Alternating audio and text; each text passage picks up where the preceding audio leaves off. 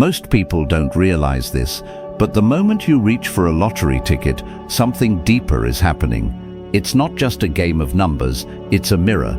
There's a reason why some people always feel unlucky, no matter how many chances they take, and why others, even in silence, seem to attract fortune without effort. This isn't about superstition, it's about energy awareness and the state of your inner world. In the Shaolin tradition, we don't believe in random outcomes. There is no such thing as coincidence. Every win, every loss begins far before the result shows up. It begins in the mind, in the breath, in the way you stand in the world. In this video, I will share 4 simple words. Only 4, but they carry the weight of centuries of spiritual training. Words that, if spoken with true presence, shift something invisible but very real. You will also learn why most people push blessings away without realizing it, how ancient monks viewed fortune and fate, and why a calm, centered person can receive more from life than someone running wildly after success. I will show you a practice so subtle that most overlook it. Yet this practice, done in just a few seconds, can turn even a small act, like buying a lottery ticket, into a moment of spiritual power. If you've ever wondered why things don't always respond to effort, or why some prayers go unanswered, stay with me, because the truth is, life is always responding, just not to your words, but to your state. Welcome to Feng Shui Master Eliot's channel. If you walk this path with sincerity, everything begins to change. Make sure to subscribe, and let's continue this journey together. Before the feet move, before the hand reaches, before the words are spoken, the monks ask one quiet question. Is your energy clean or chaotic? This is not a moral question. It's not about good or bad. It's about clarity, intention, presence, because every action carries a vibration, and that vibration determines what kind of response the world will give you. A gift? A beautiful box of tea brought by a wealthy man hoping to earn favor. The master smiled gently, placed his hand on the box and said, "It's not the tea that is heavy, it's your energy." The man didn't understand. He had come with hidden motives, hoping to gain something in return, and the master felt it immediately, not in the words but in the field around them. Now consider this. When you walk into a shop and buy a lottery ticket, what's moving you? Excitement, calm, clarity? Or is it fear, a feeling of lack, the desperate hope that money will fix what discipline hasn't? The energy behind the action is the action. You can speak blessings with a bitter heart, and they will not land. You can pray from panic and wonder why nothing changes. But even one step taken with clean energy moves the entire path beneath your feet. So before buying the ticket, pause, feel your breath, ask the one question the monks never skip. Am I centered or am I grasping? Because when you chase from lack, you stay empty. But when you move from stillness, even the unseen begins to arrange itself around you. Most people speak wishes like soft, uncertain whispers, as if they're asking the sky for mercy. But the old teachings are clear: don't beg. The phrase, "I am already blessed," isn't some magic charm. It's a position, a stance. It's how a trained mind enters the world, with wholeness, not need, with fullness, not hunger. In the Shaolin path, this is called internal authority, the strength to claim something before the outer proof arrives. It's not arrogance, it's clarity. The student who walks with gratitude before the reward is given is the one most ready to receive it. This idea echoes across cultures. In Vedanta, the teaching is simple. You are not lacking, you are not separate. The outer is simply a projection of the inner. So speak not from desire, but from knowing. The moment you say, "I am already blessed," you shift the signal and life listens. There's an old story of a monk who, during a famine, was asked why he looked so calm. He replied, "Because the field of my mind is fertile, something will grow."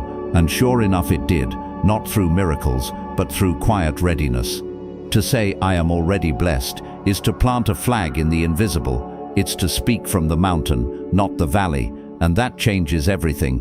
You stop chasing, you start attracting, not because the world owes you, but because you've become the kind of person who can hold what's coming. In the end, the words mean nothing if the posture isn't real. But when you mean them, when you say them with discipline, presence and a trained heart, they stop being words. They become the beginning of movement. A mind that feels empty will always reach, grasp, cling, chase, because it believes something out there will make it whole. But the masters teach, fullness attracts more fullness. It doesn't matter if you're chasing money, love, or success. If you're coming from lack, you will multiply lack. That's why the phrase, "I am already blessed," is not about pretending, it's about correcting the signal. The moment you say those words with presence, something shifts, your breath deepens, your body softens, craving gives way to calm. You're no longer searching, you're sitting in enoughness. And that feeling, that quiet fullness, pulls things toward you. Not because you've demanded it, but because you've become the kind of vessel life can pour into. There's a discipline to this. It takes training to speak from fullness when your bank account is low or your plans are failing. But that's the test. The old monks would say, true power is shown not in control, but in stillness. During storms, they train their students to fast, not just from food, but from desperation. To sit without reaching, to walk without asking. And in that state, blessings begin to arrive, not because they begged, but because they became magnetic. The beggar sends out the signal, "I do not have." The master sends out, "I am already complete." And the world, ever responsive, always answers accordingly. So when you say, "I am already blessed," say it like a master, say it like the truth you forgot. But now remember, let the words rise not from your lips, but from your center. Then walk without hunger, move without urgency, and watch what finds its way to you. The more tightly you grip, the more life slips through your fingers. This is one of the oldest lessons visible in nature, in relationships, in your own mind. Chase a bird and it flies. Sit still and it may land beside you. Eastern masters understood this deeply. They watched how craving creates tension, how desire laced with fear builds resistance, not just in the mind but in the field around you. What you pursue with desperation begins to avoid you, like water pulled back from a grasping hand. That's why the discipline of non-chasing is so powerful. It's not passivity, it's precision. The martial artist doesn't lunge wildly. He waits, he breathes, he meets the moment not with force but with readiness. That same principle applies to fortune, love and opportunity. Move with calm expectation and the world reads your stillness as strength. There's an old Zen story of a student who asked a master, "How can I become enlightened?" The master replied, "Stop chasing. It will come when your mind is quiet enough to receive it." Still water reflects clearly, but a disturbed surface distorts everything. So the question becomes, can you remain centered even when you want something deeply? Can you train your nervous system to stay soft while your vision remains sharp? That is true mastery, not denial of desire, but liberation from its grip. Want what you want, but don't cling. Stand like a mountain. Walk like you already carry the blessing in your chest. Because when you no longer chase what's outside, what's meant for you starts moving toward you, not in chaos, but in silence, with grace. In Shaolin, money isn't seen as evil, nor is it worshipped. It's simply chi, life force in material form, a neutral energy shaped by the hands that hold it. And like all energy, it follows balance, harmony, and integrity. If a vessel is cracked, water leaks. If a person is scattered, unstable, full of hidden fear or greed, money becomes a curse, not a gift. It sharpens the imbalance. What was hidden becomes visible. What was small grows loud. This is why the monks don't ask, "How can I get more?" They ask, "Am I ready to hold more?" There's a story of a student who prayed daily for wealth. One morning, the master finally gave him a coin, just one. The student looked disappointed. "Why only this?" he asked.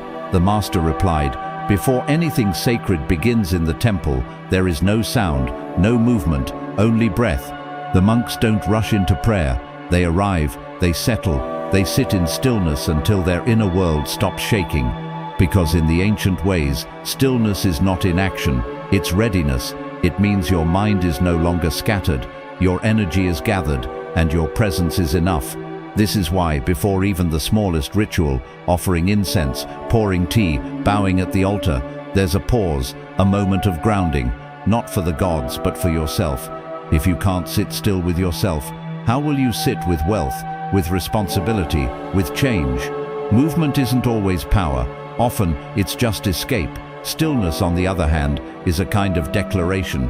It says, I trust life, I trust myself, I don't need to force or grasp.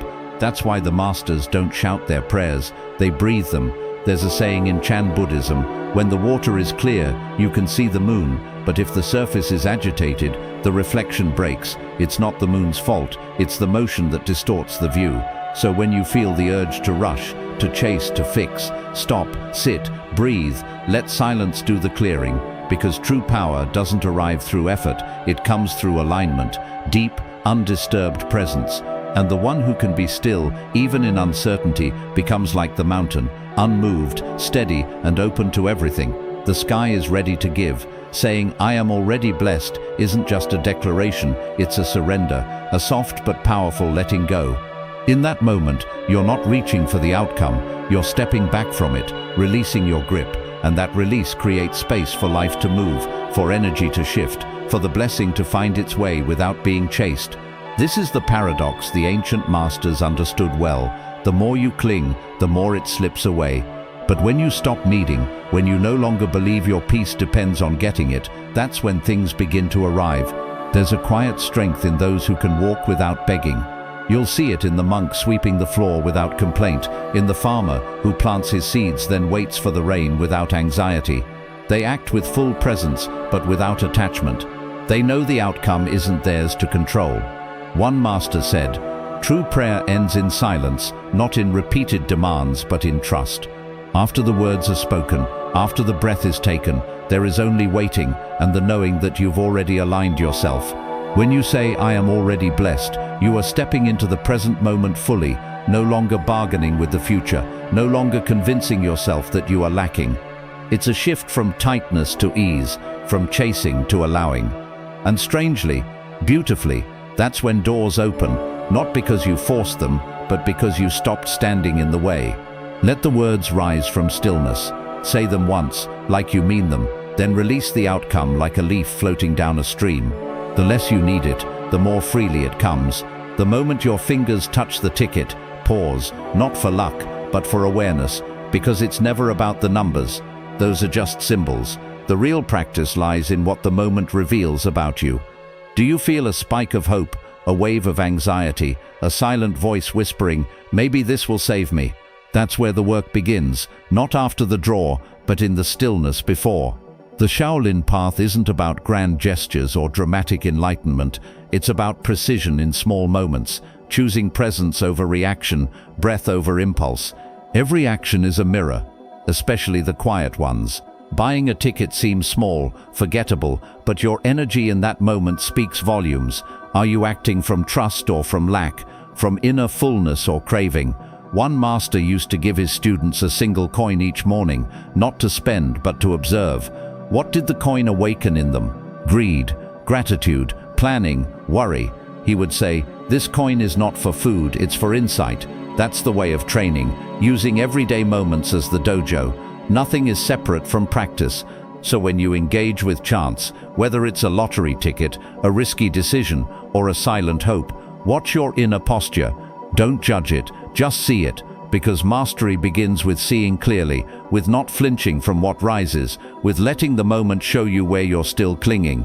In the end, the numbers may never align, but if the mind does, you've already won something far more rare. The world responds to the way you hold yourself in small, unseen seconds. That's where energy shifts. That's where power begins to build. So in the end, it's not about the lottery. It's not about luck, chance, or numbers drawn from a machine. It's about the energy you bring to a single moment. Those 4 words, I am already blessed, are not just something you say, they are something you become. A ritual of stillness, a way of stepping into alignment before the world responds. Because the moment before you act, that's where the seed goes into the soil. That's where your state shapes your fate. Speak the words with breath, say them with presence, let them quiet the craving and anchor you in enoughness. Then, whether the ticket wins or not, you've already shifted something deeper. You've trained the mind, practiced calm, moved like a monk, quietly, intentionally, without grasping. That is the real fortune. So as you move through your day, don't wait for special moments. Use the small ones. Buying tea, tying your shoes, reaching for your wallet. Ask yourself, what energy am I carrying right now? Because every moment holds the chance to choose mastery. Thank you for walking this path with us today. If this teaching spoke to something deep in you, gently tap like and subscribe to our channel, Feng Shui Master Eliot. We'll be here steady, silent, walking beside you. The Master said first, carry this without losing your peace. Then we'll see. The teaching was clear. Even small amounts of energy test the container. A strong system, a calm mind, a steady breath, a clean heart. These can hold wealth without being shaken. They won't panic when gains come, and they won't collapse when they go. They remain centered because they understand money is not security, presence is. Wealth flows where it is respected, where it is not hoarded, feared, or worshipped. It seeks openness, not desperation. So before asking for abundance, ask, is my body calm? Is my mind clear? Is my path honest? Because winning is not the challenge. Many people win, few are prepared to hold what they receive, and in the end, it's not what enters your life that defines you, it's what you can carry with grace. Most people don't realize this, but the moment you reach for a lottery ticket, something deeper is happening. It's not just a game of numbers, it's a mirror. There's a reason why some people always feel unlucky, no matter how many chances they take, and why others, even in silence, seem to attract fortune without effort. This isn't about superstition, it's about energy awareness and the state of your inner world. In the Shaolin tradition, we don't believe in random outcomes. There is no such thing as coincidence. Every win, every loss begins far before the result shows up. It begins in the mind, in the breath, in the way you stand in the world. In this video, I will share 4 simple words. Only 4, but they carry the weight of centuries of spiritual training. Words that, if spoken with true presence, shift something invisible but very real. You will also learn why most people push blessings away without realizing it, how ancient monks viewed fortune and fate, and why a calm, centered person can receive more from life than someone running wildly after success. I will show you a practice so subtle that most overlook it. Yet this practice, done in just a few seconds, can turn even a small act, like buying a lottery ticket,